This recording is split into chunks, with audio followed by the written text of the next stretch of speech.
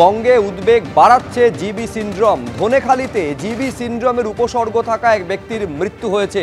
কলকাতা মেডিকেলে আনার পথে মৃত্যু হয়েছে। গতকাল আপনারা জানেন যে আমডাঙ্গার এক কিশোর, তার মৃত্যুর ঘটনা ঘটেছিল। এনআরএস মেডিকেল কলেজ হাসপাতালে মৃত্যু হয়েছিল। আর এবার খবর পাওয়া যাচ্ছে হুগলির ধনেখালির বাসিন্দা, তার জিবি সিন্ড্রোমের উপসর্গ ছিল, তার মৃত্যু হয়েছে। কলকাতা মেডিকেল কলেজ হাসপাতালে নিয়ে আসার পথে মৃত্যু হয়েছে। 48 বছরের ব্যক্তির উপসর্গ দেখে সন্দেহ হয় চিকিৎসকদের, ঠিক কী ধরনের উপসর্গ ছিল এবং কি কারণে মৃত্যু, কি বলছে হাসপাতাল জানবো, কথা বলবো আমাদের প্রতিনিধি ঝিলম করঞ্জাই এর সঙ্গে কথা বলে। ঝিলম, যেটা জানা যাচ্ছে সতীনাথ লোহার 48 বছর বয়সী এই ব্যক্তি, তিনি আজ সকালে ধনেখালিতে একজন বেসরকারি চিকিৎসকের চেম্বারে যান এবং সেখানে চিকিৎসক যে উপসর্গগুলো দেখেন সেই উপসর্গগুলোর মধ্যে অন্যতম হচ্ছে তার শরীরের নিম্নাংশ একদম অবশ হয়ে গিয়েছে, নড়াচড়া করতে পারছেন না, এইরকম পরিস্থিতি। তার 4 দিন ধরে ডায়রিয়া এইসব বিষয় আছে এবং সব মূল্যায়ন করে তিনি সিদ্ধান্তে পৌঁছেছেন জিবি সিন্ড্রোমের একটা প্রাথমিক উপসর্গ মনে হচ্ছে। তিনি অনুমান করে তাকে তৎক্ষণাৎ কলকাতা হাসপাতালে রেফার করেন এবং সেই সময় তার শ্বাসকষ্ট শুরু হয়, তাকে নেবুলাইজ করা হয়, অক্সিজেনও দেওয়া হয় এবং বিশেষ অ্যাম্বুলেন্স এনে যেখানে অক্সিজেন তাকে দিয়ে অ্যাম্বুলেন্সে করে তাকে রওনা দেওয়া হয়।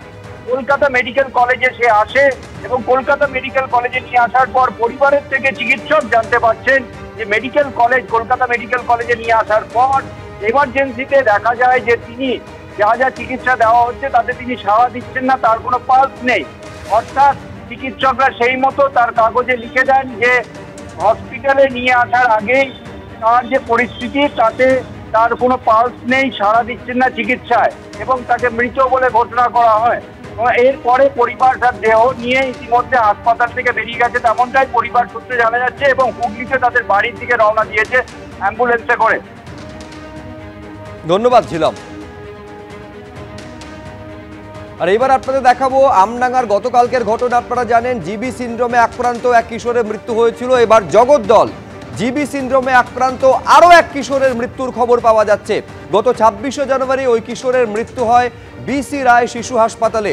কিশোরের নাম দেবকুমার সাউ।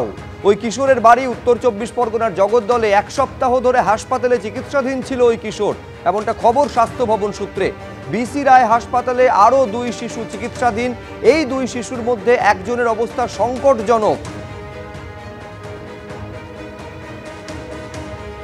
এই শিশুর অবস্থা সংকটজনক, তাকে ভেন্টিলেশনে রাখা হয়েছে।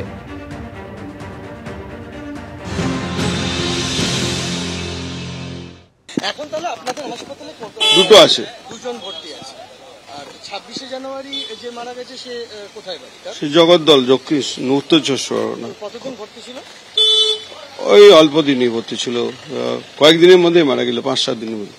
আচ্ছা, খারাপ অবস্থা এসছে, 10 বছর। 10 বছর। তার বাড়ি জগদ্দল। আর এখন যে ভর্তি আছে সাদিয়া পারভিনের বয়স 1 বছর 6 মাস। এ ভর্তি আছে।